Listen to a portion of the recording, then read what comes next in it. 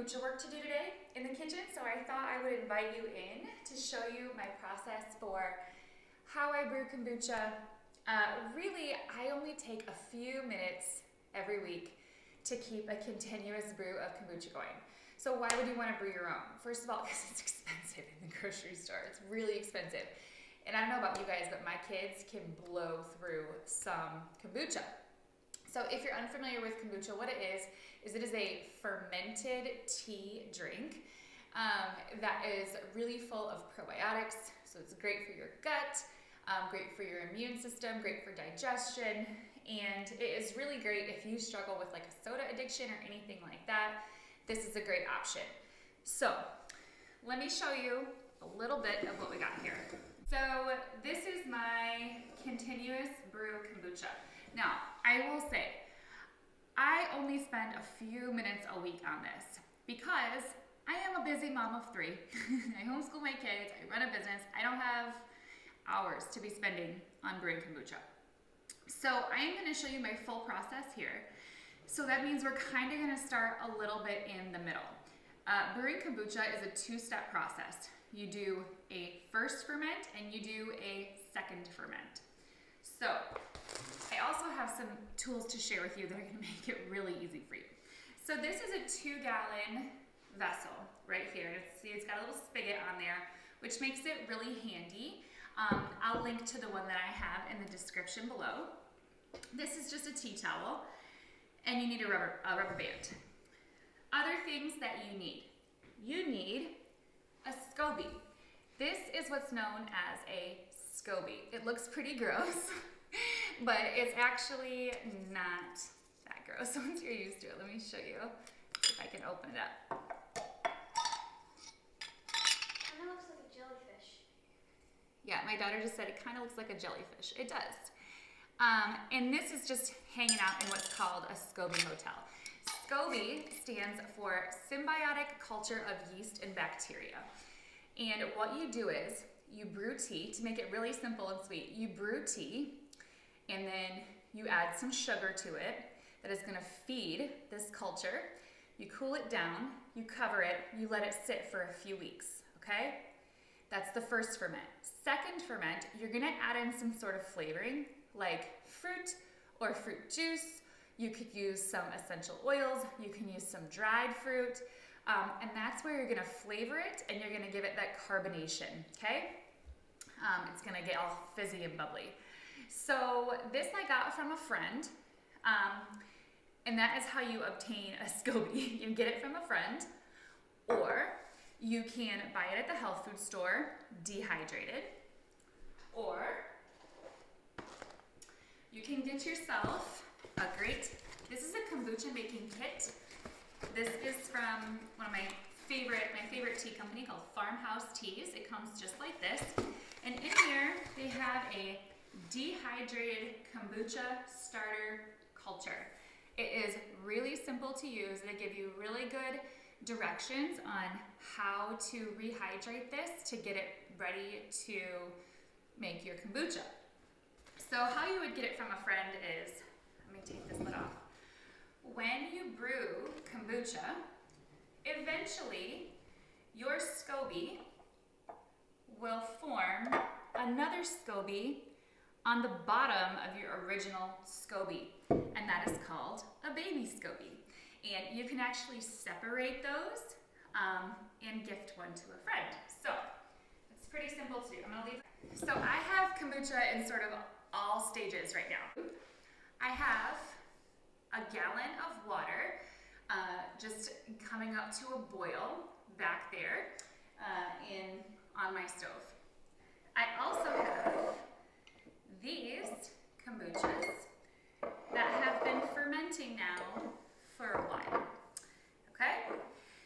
So these are different flavored ones you can see. This one was roseberry, this was lavender lemonade, and I'll talk to you about flavoring in a little bit. So I'm gonna kind of start in the middle just a little bit, and it'll make sense because I'm gonna bring it around into a cycle for you. Like I said, so these have been on their second ferment for about a week, and that's about how long I let them go. So we are gonna strain these off. You can see I what I used in these was a combination of dried fruit and herbs from Farmhouse Teas. And these come in this kit too.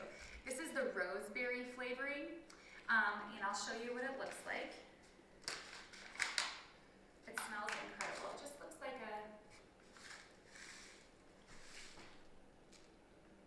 you see that?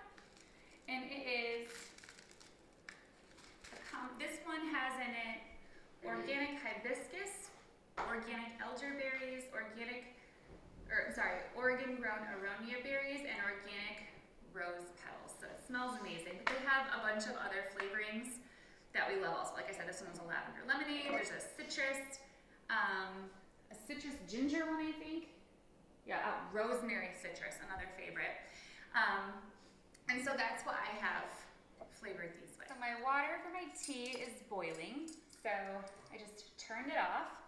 And now I'm gonna add in some loose leaf tea.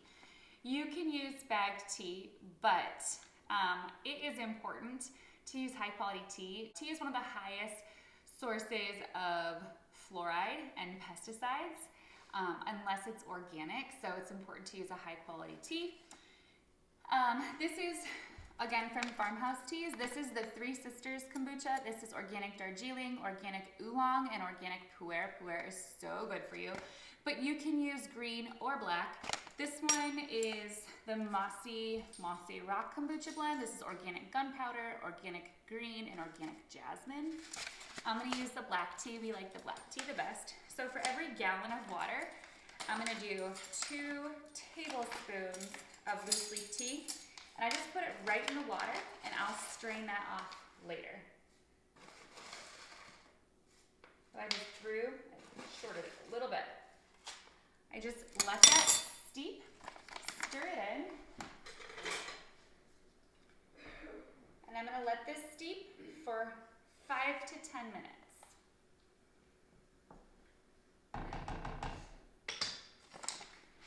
Okay, so when you've done your second ferment, it's gonna look like this.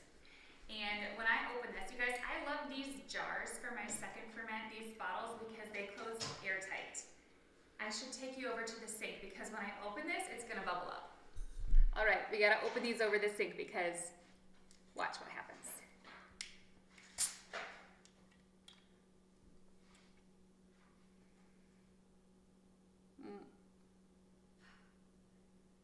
Well, that one didn't bubble up all that much.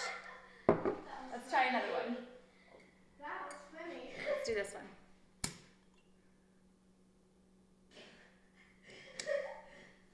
The last one I did exploded all over my kitchen. So now I'm like, lesson learned. So now all I need to do is strain them off. And I usually just strain them off into mason jars and pop a lid on it and then pop it in the fridge. At this point they're not cold, so you might want to add some ice. But sometimes I'll just strain them off into a pitcher, like a glass pitcher, and pop it in the fridge. And it usually gets drank with in a while. We usually go through a little bit. We could go through more than this. They could drink more than this, but.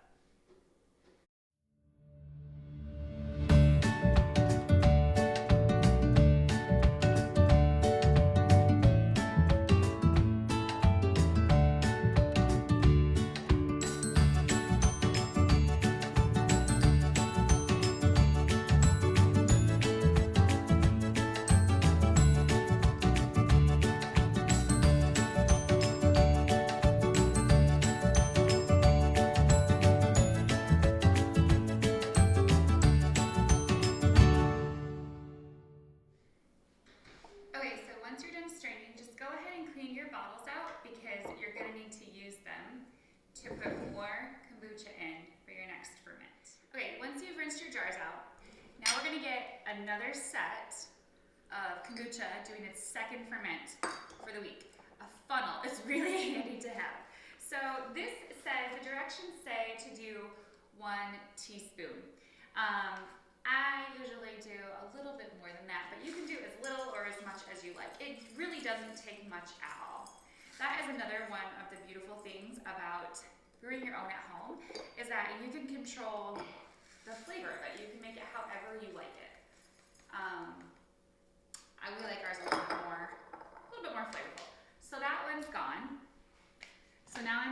delved into the rosemary citrus, which I really like.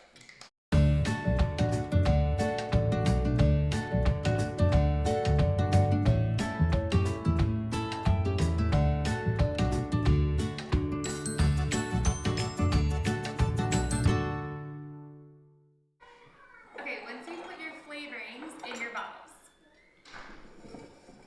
what you're gonna do is fill up, I'll take this off so you can see. You're gonna fill up your bottle, and I like to fill mine up to about the neck because I like to leave a little bit of room for when it grows, and it does grow. So, you'll see we're just gonna fill up each of these bottles, but we're not gonna use all of this kombucha up, because this is what's gonna help us keep the continuous brew going. So then we just cap it, keep them all capped.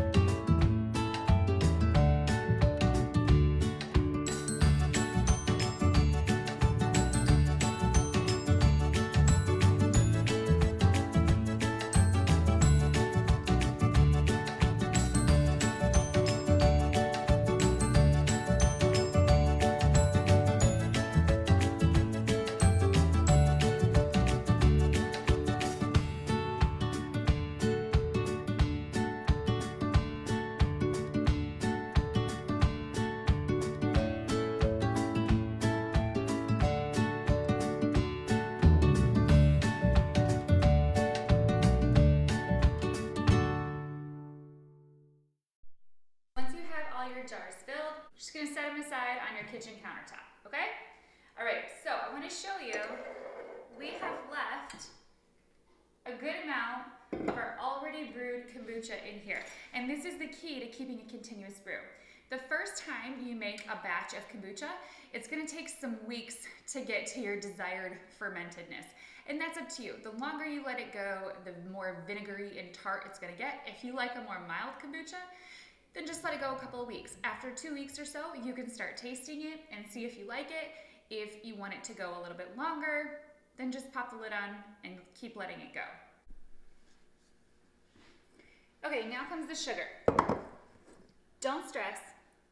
The sugar is to feed the SCOBY. It's to feed your culture, okay?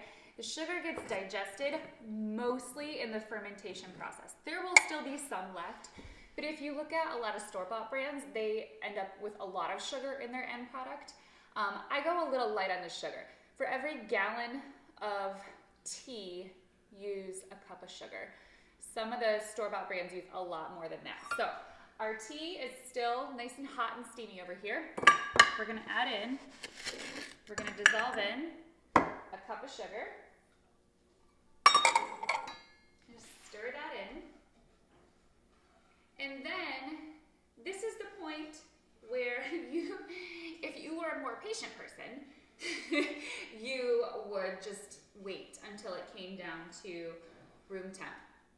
I am not a patient person, and I like to be, I shouldn't say that, I'm working on it. It's a challenge for me. Anyway, I like to just get it done. So, you don't want to add hot tea to your vessel over there, because it will kill all of the beneficial bacteria that are already in there. So, once we've got that sugar dissolved, I'm just gonna take a bunch of ice and add it in here until it's cooled down. Okay, this is the temperature that I like it. I can just, touch it. It's just kind of a little warmer than room temp. So I'm gonna go get my big vessel. So what I have is this remainder of my already brewed kombucha. So what we're gonna do is, we are going to ladle in our unfermented sweetened tea over here. Remember, it still has all of that loose leaf tea in there. So we're just gonna take a strainer and pop it over top this and ladle this in, the unfermented tea into our already fermented tea. And this is gonna act like a jump starter. So remember I said that first time you brew, it's gonna take like maybe 6 weeks to get fermented. Subsequent times that you add in your tea, your sweetened tea, to this brew, it's not gonna take 6 weeks. It's only gonna take about a week because this acts as a sort of jump starter, right, to your tea, to your kombucha. So I wanna get that done.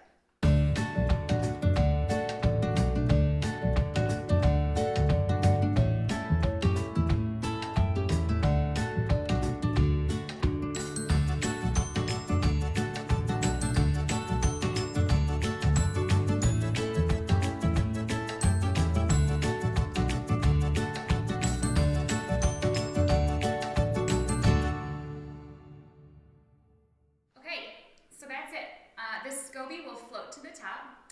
Now we're just gonna recover it and set it aside in our kitchen. And in a week, we're gonna repeat that whole process. We'll pour off our now second fermented, ready to drink kombucha into some jars and pop them in the fridge. We'll wash them out, we'll put more flavoring in there. We'll add tea, our first fermented kombucha from here, make some new tea, add it in. See, it's really, really, really simple. And truly, it only takes me a few minutes of work a week to do. Once you get into a rhythm, it's really pretty simple. And I wanted to show you because they have a sale right now on these awesome kombucha kits. They have 20% off, Farmhouse Teas does, on all of their kombucha supplies. That includes their teas, their flavorings, and these kits. If you're watching this before March 12th of 2022, they are on sale prior to that, from the 1st to the 12th. So they come with your starter culture, that looks like this, comes with rosemary flavoring, really simple instructions, comes with some extra recipe cards, which I love, strawberry mojito flavoring, that's my husband's favorite, a couple of the Three Sisters and the Mossy Rock, the black and the green teas I told you about.